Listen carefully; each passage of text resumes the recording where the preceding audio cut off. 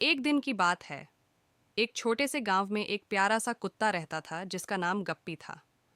गप्पी बहुत ही चंचल और खुशमिजाज था, लेकिन उसे एक बात की हमेशा चिंता रहती थी कि क्यों सभी जानवर इंसानों की तरह बात नहीं कर सकते।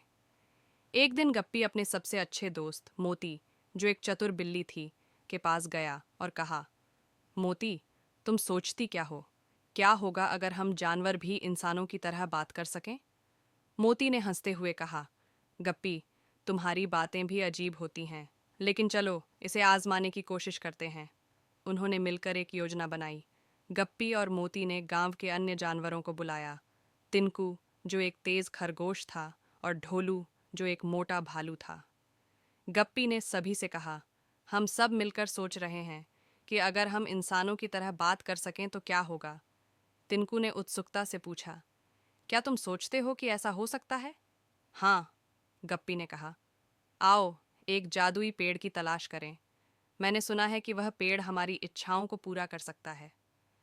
सभी जानवर गप्पी के साथ जादुई पेड़ की खोज में निकल पड़े।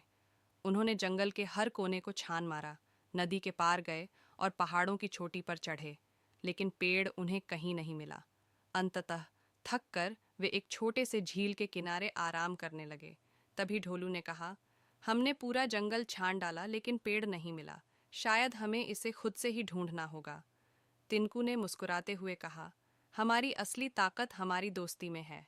चलो, हम जो हैं उसी में खुश रहना सीखते हैं।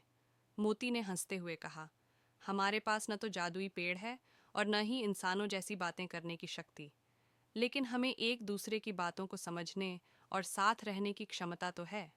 सभी जानवरों ने महसूस किया कि वे पहले से ही एक अद्वितीय समुदाय थे। उनकी दोस्ती और समझदारी ने उन्हें एक दूसरे के करीब ला दिया। गप्पी ने कहा, हाँ, हमें जादुई पेड़ की ज़रूरत नहीं है। हम जैसे हैं वैसे ही खुश रह सकते हैं। उन सभी ने खुशी खुशी लौटकर गांव में अपने जीवन का आनंद लिया। गप्पी और उसके दोस्तों ने सीखा कि असली जादू उनकी दोस्ती और एक दूसरे की समझ में है, और यही उनके जीवन को खुशहाल बनाता है।